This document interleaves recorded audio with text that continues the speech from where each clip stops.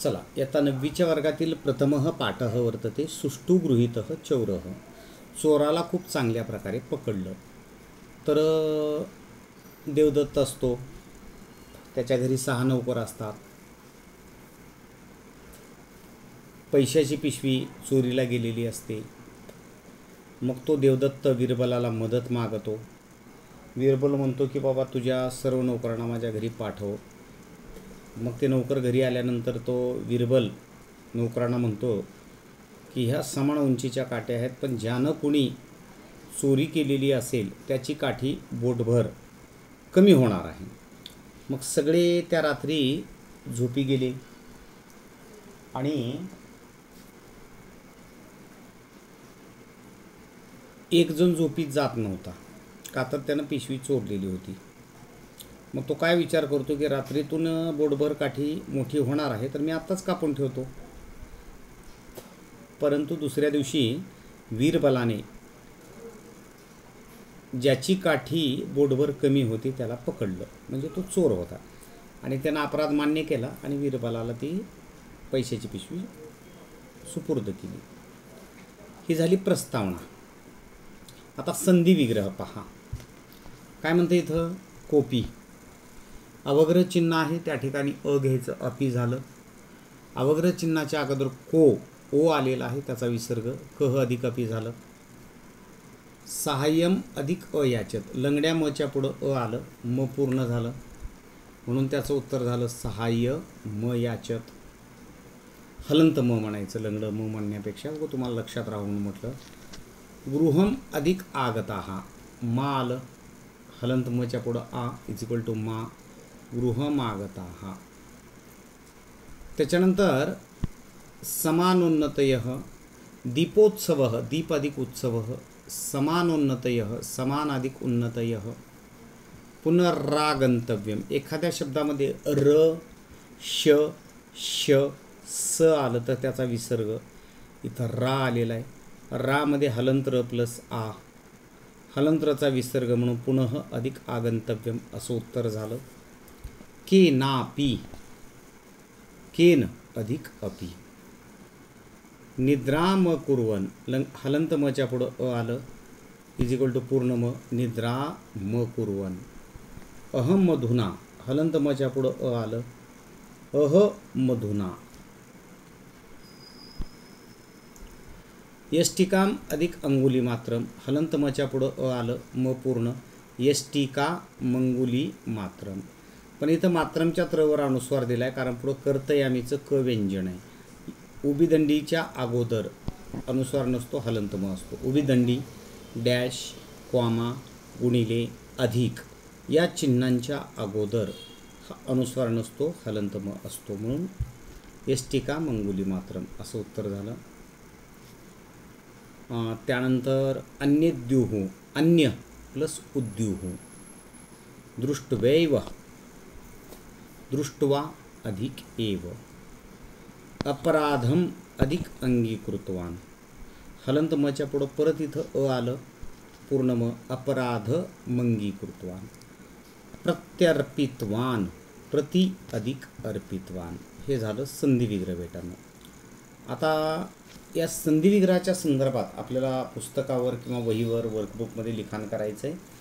Screenshot काढून घ्या, कारण पहिल्या धड्याशी संबंधित एवढे संधी विग्रह आपल्याला आहेत.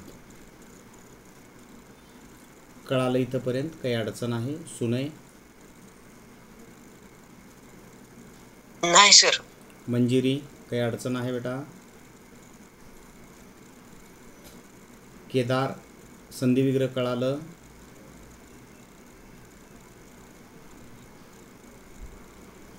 केदार, आवाज येतो का?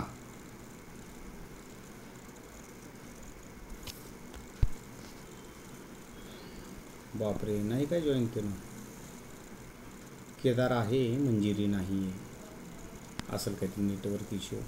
आपल्याकडे कसं आहे माहिती आहे का, आपण एक विद्यार्थी असो, 2 विद्यार्थी असो, ऑफलाईन असो ऑनलाईन असो, शिकवण्याचं कार्य करतो. कारण तो विद्यार्थी वर्गात शाळेत क्रमांक 1 वर आलाच पाहिजे, हा उद्देश आहे. केदार, आवाज येतो? चला, आता काय करायचं आहे आपल्याला? सुनय, गद्य भागाचं वाचन आणि लेखन करताना कधीही संधिविग्रह करून करायचं. पद्यभाग म्हणजे श्लोक, त्यांचं वाचन आणि लेखन संधियुक्त करायचं आहे आणि प्रश्नांची उत्तरं किंवा अन्वयार्थ असेल तर विग्रह करून करायचं आहे. त्या दृष्टिकोनातून आपण पाहूया. पहिला उतारा, पूर्ण उतारा पहिला आणि दुसरा सुनय वाचेल, पुन्हा बाकीचे 2-3 वाचेल.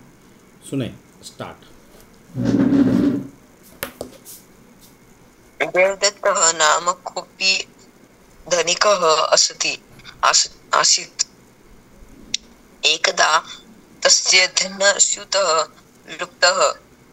तस्य गृहे षड्भृत्याः आसन्. तेषु एव एकः चोरः स्यात् इति तस्य मतम्. चोरः ग्रहीतुं सः वीरबलं साहाय्यम् अयाचत्. वीरबलः अवदत्, मित्र, अद्य सायंकाले तव सर्वान् भृत्यान् मम गृहं प्रेषय इति. यथा निश्चितं सर्वे सेवकाः वीरबलस्य गृहम् आगताः. वीरबलेन पूर्वमेव सर्वेषां कृते समानोन्नतयः यष्टिकाः आनीताः. सः सेवकान् अवदत्, भो पश्यन्तु, एताः मायाष्टिकाः. तासु एका याष्टिकां स्वीकृत्य सर्वैः देवदत्तस्य गृहं गन्तव्यम्. श्वः प्रभाते पुनरागन्तव्यम्.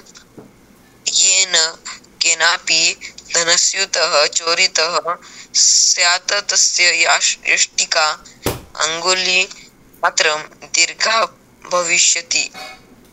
सुंदर. देवदत्तः नाम कः अपि धनिकः आसीत्. देवदत्त नावाचा कोणीतरी एक श्रीमंत माणूस होता.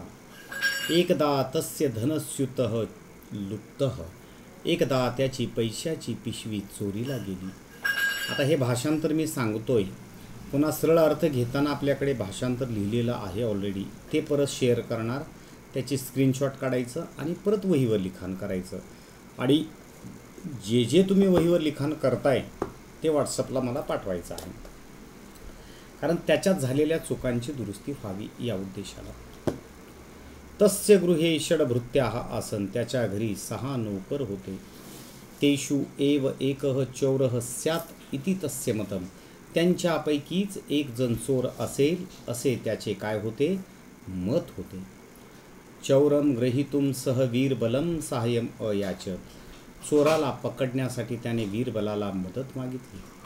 वीरबलः अवदत्. वीरबल म्हणाला, मित्र, अरे मित्रा, अद्य सायंकाले तव सर्वान भृत्यान, तुझ्या सर्व नोकरांना मम गृहं प्रेषय, माझ्या घरी काय करतो, पाठव. यथा निश्चितं सर्वे सेवकाः वीरबलस्य गृहम् आगताः. ठरल्यानुसार सर्व सेवक वीरबलाच्या घरी आले. वीरबलेन पूर्वम एव सर्वेषां कृते.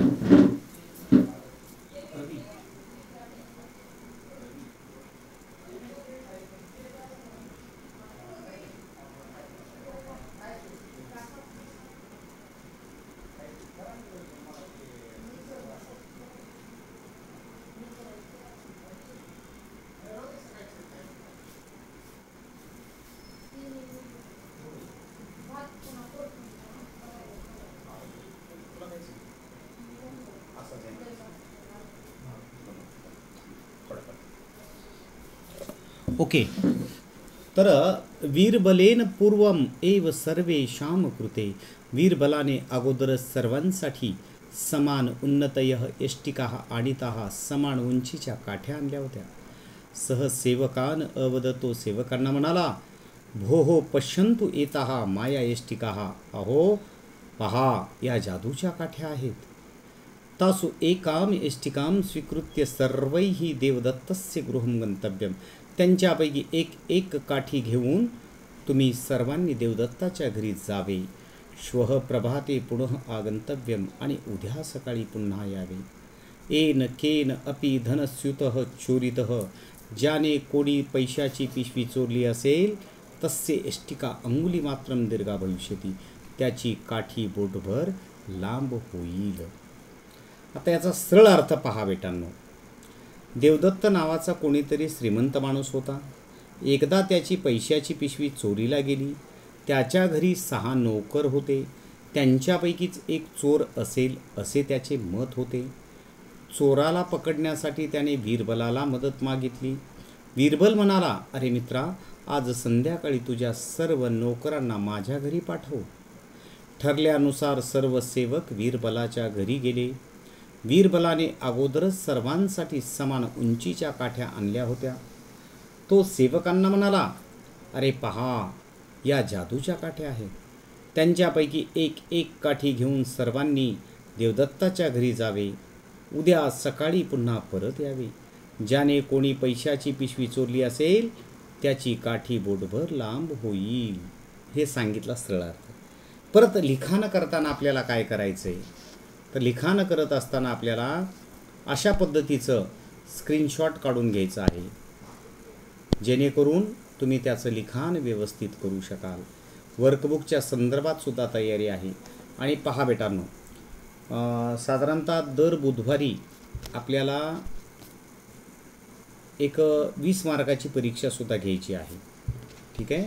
हे मी माझ्या स्वतःच्या हस्ताक्षरामध्ये लिहिलेलं आहे. स्क्रीनशॉट काढून घ्या. पहिल्या पाठाचं भाषांतराचं पूर्ण लिखाण करायचं आहे. आपल्याकडे 1 असो 2 विद्यार्थी असो 100 असो हरकत नाही. प्रामाणिकपणेच आपण विद्यार्थ्यांना शिकवणं आवश्यक आहे. ठीक आहे. चला तर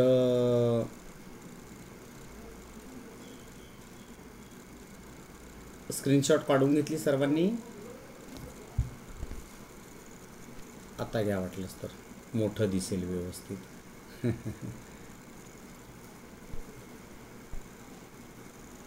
सुनय, भाषांतर कळालं बेटा व्यवस्थित? यस, भाषांतर कळालं का? सुनय आणि केदार. ओके.